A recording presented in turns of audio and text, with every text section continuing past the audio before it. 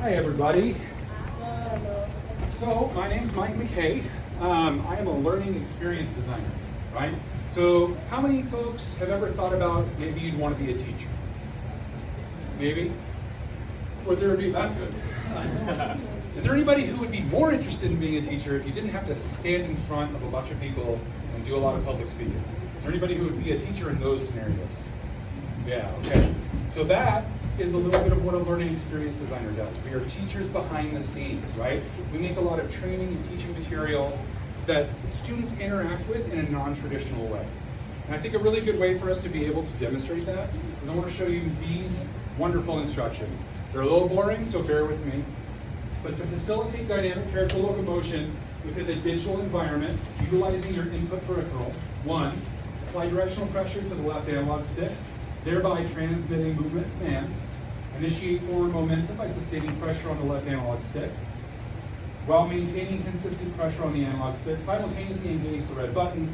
4, repeat the step as needed to avoid obstacles. Who thinks they know what that's trying to get us to do? Code? Close. Very close. Not quite for code. What's that? Sorry? Very, very getting closer. Yeah. So while these instructions, you can argue that they're clear. They very clearly outline a step of instructions. You don't really know what it's for, right? I'm having trouble kind of grasping what this might be for.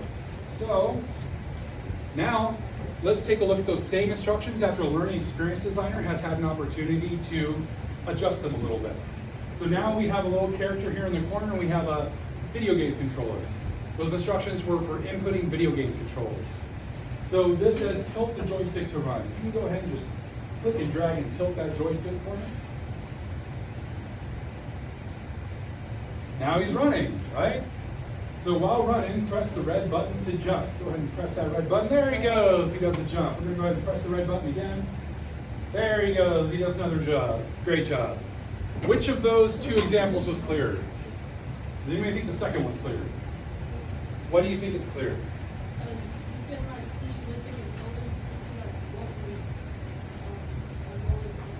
Exactly, right? You have hands-on experience. So you get to see cause and effect. When you tilt the controller, you get to see that it makes the character move. It really associates your actions with what the character is doing. That's learning experience design. Learning experience design is about us finding the most effective and engaging ways to teach complex topics to students. Anybody know who this gentleman is? Hank Green. He is a personal hero of mine. Hank Green is a science communicator, right? So Hank Green has a lot of titles. Science communicator, right? He makes a lot of educational content on YouTube, teaching people complex science ideas. He's an entrepreneur, right? He runs a ton of his own businesses. He's a CEO. There's one title that he has that he doesn't really put on his LinkedIn, but he is a learning experience designer because he's taking complex ideas like cell mitosis and is making them easy for his students to understand. Go ahead and put that little gray arrow right there for me. This gentleman right here is one of my favorite TikTok creators, right? His name's Thomas Straker, and he's a professional chef. He makes 30-second little videos teaching you how to make gourmet 5-star meals in 30 seconds. He is the king of what I like to call micro-learnings, right? Does anybody ever learn something off TikTok? Yeah, right? That's a micro-learning. So anytime you learn something quick, like a little interesting tidbit, that's a micro-learning. And he's the king of those as far as I'm concerned. Because I can't cook, and he does a great job breaking it down for me. Has anybody ever played a board game? Yeah, of course. Did you ever read the instructions for a board game? Yes, I have. Some people, like me, just like to wing it. But for those that like a little bit of instruction, learning experience designers will write the instructions for board games. A lot of times a board game designer, sometimes they'll write it themselves. Sometimes they will hire a third-party company full of learning experience designers who will then sit down, play the game, learn it inside and out, and then write the instructions for it. Next. I'm currently getting my master's degree in organizational learning. Right? While I was in my program, I had the honor of chatting with somebody who worked in the military, and they developed VR simulation apps, right, to teach soldiers how to do things like fire a gun safely, how to drive a tank, how to fly a jet, right? All the things we don't really just want to say, hey, go hop in this tank and drive around the block and figure it out on your own. That's not really how we're going to do that. We want somebody to be able to do it safely, so we did it in a VR situation, which is really cool. Next button. Anybody ever play video games? Would anybody be interested in working for a video game company? One thing, learning experience designers can get jobs at video game industries making tutorial levels, right? We need to teach people how to play the mechanics of the game, right? So you're going to design entry levels that teach people how to play the game, right? Next. And there's people like me, learning experience designers who work in healthcare, right? So we're going to teach our members how to use an inhaler correctly. I had asthma when I was a kid, and I didn't realize until I was an adult, and I had to make a video on how to use an inhaler, that I had not known how to use an inhaler properly my entire life. That would have made my junior high experience gym a lot better if I had known the proper way of using an inhaler. Okay, so how do we train somebody? I like to think of this as kind of like our menu, right? So we have a menu of ways that we can train somebody. So first, we have things that are like instructor-led. You guys probably are pretty familiar with an instructor-led course because you're in a classroom. It's exactly what that is you sit down and you learn how to do something from a teacher teaching a class. And we have e-learning, just like Mr. Hank Green. And e-learning is like an educational YouTube video, an online course. So a key thing with an e-learning is it's self-serving, right? So if you say, I want to learn how to bake sourdough bread, I'm going to go read a tutorial online. I'm going to go watch a video. That's an e-learning content that you decided you wanted to go take, and then you learned something from it.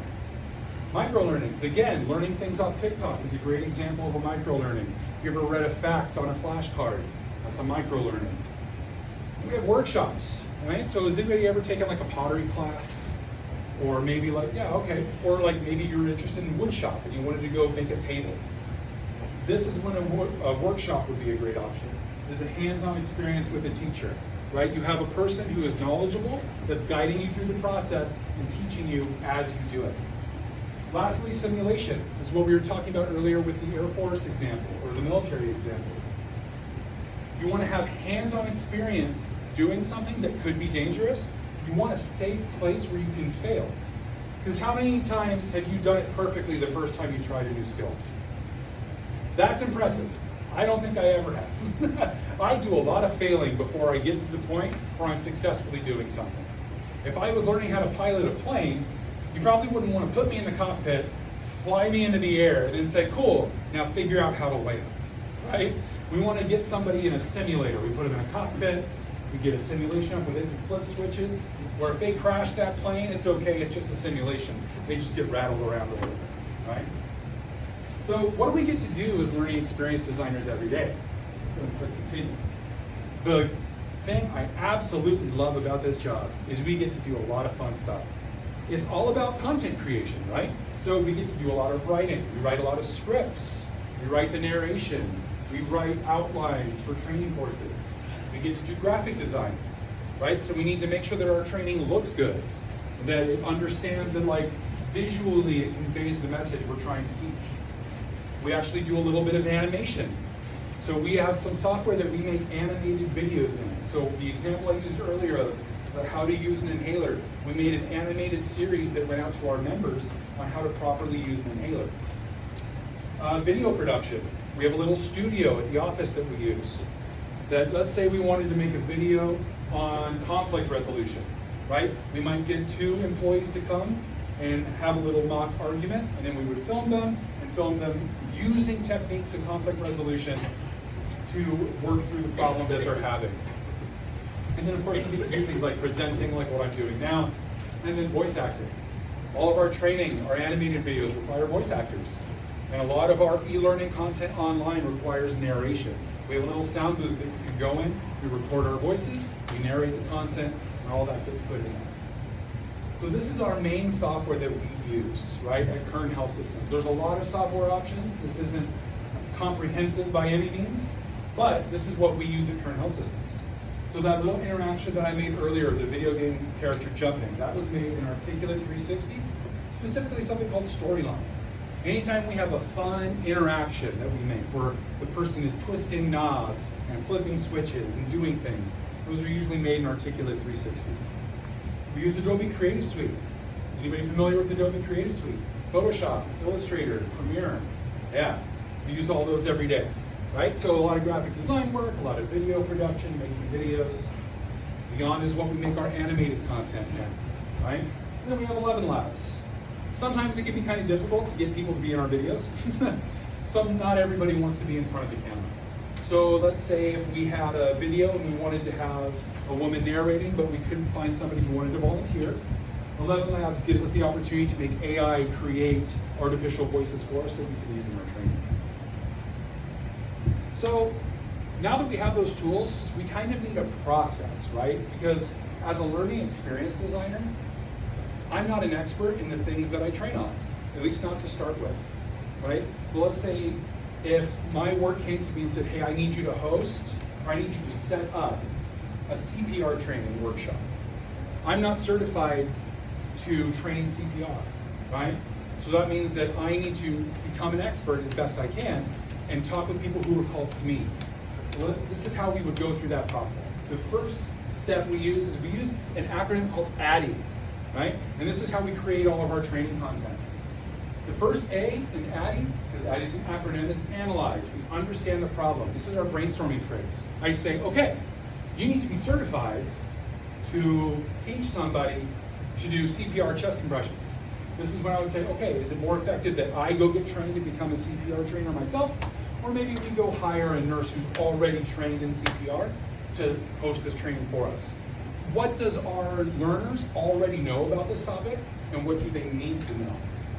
That gap of taking them from not knowing to knowing is the learning gap that we try to address as learning experience designers. Next. Now we design it. This is where we're going to plan it out. That menu that I showed you earlier, this is when we pick from that menu what we think will work best for this training.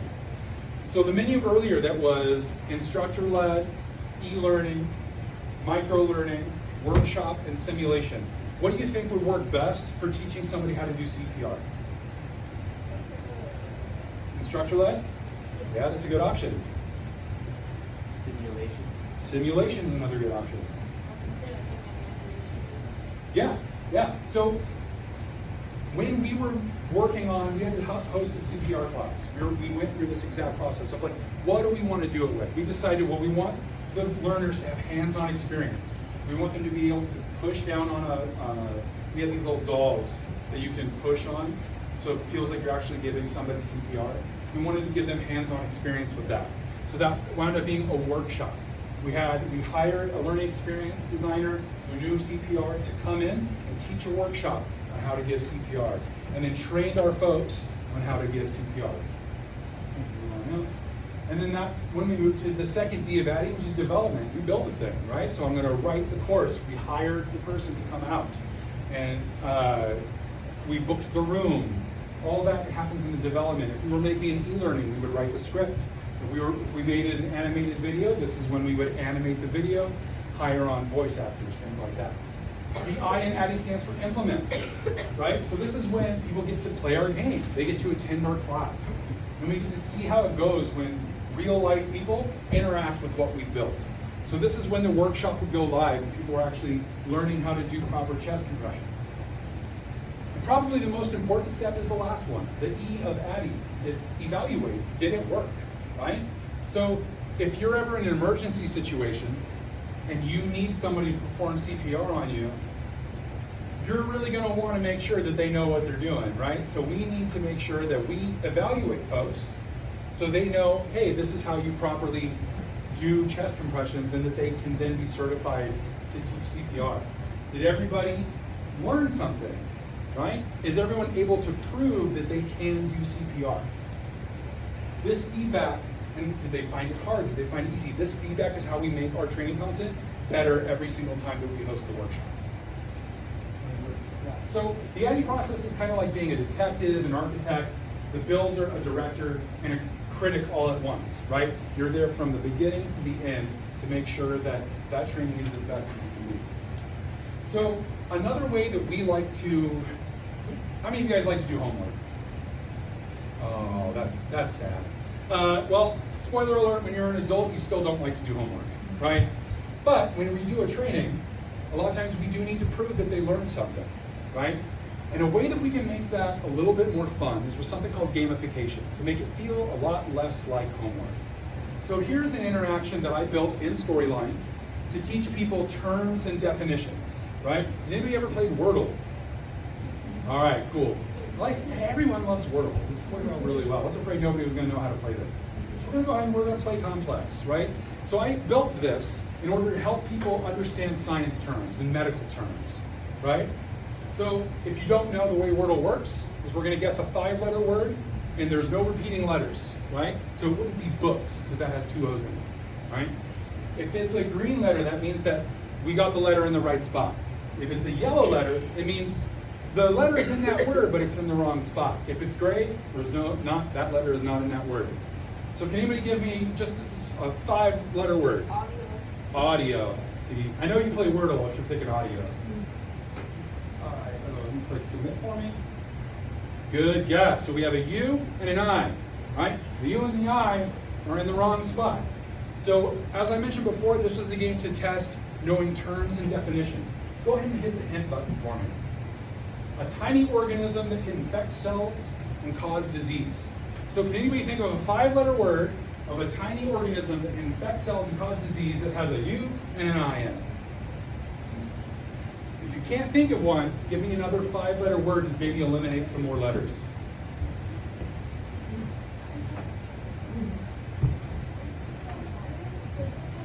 Virus. Let's try virus. Nailed it. Oh. Good job. I want to say, I've done this in every single presentation. Everybody gets it at like 4 and 5. You nailed it in 2. So good job. That was incredible. All right, yeah. So this is a way that we can test somebody knowledge retention of the subject while making it a little bit fun, right? So if you're interested in learning experience design, here's some of the skills that you're going to need to focus on, right? So communication skills, written and verbal. Not all learning experience designers stand in front of people and talk like I do, but you will be speaking with subject matter experts, people who are experts in things that you necessarily aren't, so that you can make sure that your training is effective. So you want to make sure that you have good communication skills, both written and verbal. Graphic design, right? If your training looks ugly, no one's going to want to take it, right? So you need to make sure that maybe like fuchsia and teal don't really go well together. And you want to make sure you use complementary colors, what fonts look good together. Critical thinking and problem solving, right? So you have to constantly teach yourself a new skill with every training that you're doing. So you need to be good at critical thinking, and teaching yourself something is the most important aspect. So that way you can become a subject matter expert yourself, so that you can teach that to other folks. Project management, you want to make sure that you get your homework done on time and at work. You want to make sure that you get your tasks and projects completed in a timely manner. And then research skills. Like I mentioned before, as a learning experience designer, the first person you have to teach is yourself, right? So you need to be good at research. So you need to be able to say, I don't know how to diffuse an argument, right? So I'm going to go online and learn best practices for that and talk to people who are much more knowledgeable than me, so that way I can write a course on how to do that. If you're interested in developing any of those skills, a phenomenal place to do that is the ROC and CTEC program. Anybody familiar with CTEC? Yeah. So CTEC is run by, I think it's Kern High School District. They offer hands-on training in careers like healthcare, digital media, marketing, things like that. And it helps you get ahead with these skills and certifications. All those skills I mentioned before, you can develop those in CTEC. Right? What's great about CTEC is I work for Kern Health Systems. We're a partner with CTEC. So you could actually come and work with me. You can create training content on the job at Kern Health Systems. I have an example of that I'll show you guys here in a minute. We have an intern from CTEC right now named Libby, who's making animated videos for us. Jump to the next one. If you want to learn more about becoming an instructional designer, a learning experience designer, the Association for Talent Development, TD.org. They offer certifications that you can earn that can help you get jobs in this field. Also, e-learning heroes. If you want to learn more about the interactions that I made in Storyline, if making that Wordle game speaks to you, or making that interaction with the video game character jumping, that was done with information I learned from e-learning heroes. So it's a great opportunity. So this is the video that, how much time do I have? About 5 minutes, okay. We're gonna go ahead and watch this video. Let's face it, life is stressful and work is no exception. With piling emails, looming deadlines, and back-to-back meetings, it's easy to feel overwhelmed and unmotivated in the office. But what if the right music could help you focus, de-stress, and even get more work done? The power of music. Stress less at work. Unlike disruptive background noise, music puts you in control of your sound environment. Purposeful music choices can help you concentrate and stay motivated. But why does music have such a powerful impact? Turns out, music does a lot for us. Studies show that music releases feel-good chemicals like dopamine and serotonin, boosting your mood, reduces anxiety, blood pressure, and heart rate, relieving stress, and even creates a stimulating environment that drowns out distractions, fueling creativity and productivity. By improving your mood, music can make those repetitive, mundane tasks more enjoyable. So, when's the best time to listen to music? Try taking a music microbreak when you need to refresh your mind. Whether it's after a meeting or between tasks, a few minutes of music can help you refocus and recharge. Or, if you find it boosts your productivity, play some tunes while you work. There are so many ways to use music to boost your focus. Start by creating a dedicated office playlist. I know, you probably belt out your favorite songs in the shower, but having songs you associate with work and productivity can make a difference. Try anything from instrumental to pop or even heavy metal. Hey, no judgment here. You can also experiment with different volumes to see what works best for you, but be mindful of your coworkers. Remember, headphones or earbuds are a must. However, while music can boost productivity, there are times when it's best to hit pause. Keep these situations in mind. During meetings, be focused and attentive to the speaker, not Spotify. When somebody is talking to you, show respect by taking off your headphones and actively listening. When it becomes a distraction, if music starts interfering with your work, it's time for a break. Used mindfully, music is a simple way to de-stress and feel ready for work. So pop in an earbud, press play, and make your workday more productive, one song at a time. So our CTEC intern, Libby Andrews, Libby Andrews made that video. So she's a high school student in CTEC, and she came, she researched the topic, she picked the topic, and then she animated the video, did the narration herself, and then was able to, it's got sent out to the entire company. So if you are interested in this design, in this career, want to come work with us at Current Health Systems, join the CTEC program, and you can come and make animated videos like that with us. So does anybody have any questions? Yeah, what's up?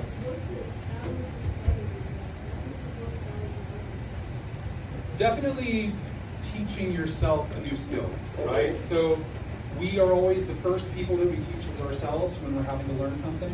So going out, why those research skills are so important is you got to teach yourself first before you can teach other people. And when it's a complicated subject, especially in healthcare, it can be difficult because we have like compliance topics, we have legal topics that we need to cover. Those can be pretty dense. So having those analytical skills and doing good research is often for me the most difficult. Yeah. How do you job on a daily basis? Daily basis is a lot of writing, right, and project meetings. So it's a lot of meeting with subject matter experts in the department of being like, hey, you know, can you tell me about what your day-to-day workflow is, understanding how the company works, and so that I can make training materials. Because one thing that we do a lot of is, let's say, we do all the onboarding training for new employees coming on board. So we have a new IT tech coming on board, or if we have a new nurse coming on board, we create the training material that teaches them how to do their jobs, right? I've never done their job before. So I need to go talk to their bosses and talk to their coworkers and say, hey, tell me the ins and outs of doing your job so that I can write that training. So it's a lot of talking to people, a lot of writing. I'll tell you what, I live for the days where I get to film videos. Those are always my favorite parts. Any other questions? All right, well, thank you guys very much. I appreciate you. It's been an honor to come talk to you guys. Thank you.